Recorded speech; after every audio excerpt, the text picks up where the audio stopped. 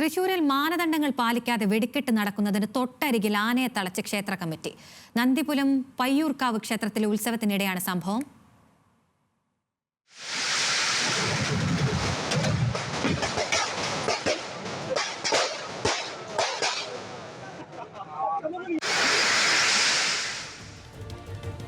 വിവരങ്ങളുമായി Levin K Vijayan ചേരുന്നു. Levin, എത്ര കിട്ടിയാലും നമ്മൾ പഠിക്കില്ല എന്നാണ് ദൃശ്യങ്ങളിൽ നിന്ന് മനസ്സിലാകുന്നത്. ആന ഇടഞ്ഞ് ഉണ്ടായ ദുരനുഭവങ്ങൾ എത്രയൊക്കെയാണെന്ന് നമുക്കറിയാം. ആ ഘട്ടത്തിലാണ് ഇപ്പോഴും ഇങ്ങനെയൊരു കൃത്യത്തിന് ക്ഷേത്ര ഭാരവാഹികൾ മുതിർന്നിട്ടുള്ളത്. എന്തൊക്കെയാണ് വിവരങ്ങൾ? തീർച്ചയായും അഖില, കൊയിലാണ്ടിയിൽ 3 പേരുടെ ജീവനെടുത്ത അപകടം നടന്ന് മാസങ്ങൾ മാത്രം പിന്നിടുമ്പോഴാണ് ഇത്തരത്തിൽ സാഹസികമായി തന്നെ ആളുകളുടെ ജീവന് വില കൽപ്പിക്കാത്ത വിധത്തിലുള്ള ഇടപെടലുകൾ ഉണ്ടായിരിക്കുന്നത് എന്നുള്ളത് വേണം പ്രത്യേകമായി എടുത്തു പറയേണ്ടത്. തൃശൂർ പുതുക്കാട്ടിലെ വരന്തരപ്പള്ളി നന്ദിലപുരം പയ്യൂർക്കാവ് ക്ഷേത്രത്തിൽ നിന്നുള്ള ദൃശ്യങ്ങളാണ് നമ്മളിപ്പോൾ കണ്ടുകൊണ്ടിരിക്കുന്നത്.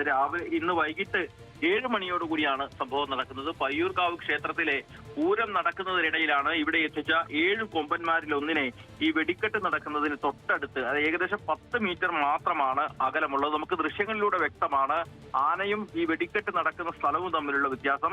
വെടിക്കെട്ടിന്റെ ഉജ്ജ്വലമായ പ്രകാശത്തിലും വലിയ ശബ്ദത്തിലുമൊക്കെ ആന അസ്വസ്ഥനാകുന്നത് ദൃശ്യങ്ങളിൽ കാണാം. ഇങ്ങനെ അസ്വസ്ഥനായ ആന പാപ്പാനെ തട്ടിയിടുക കൂടി ചെയ്തു.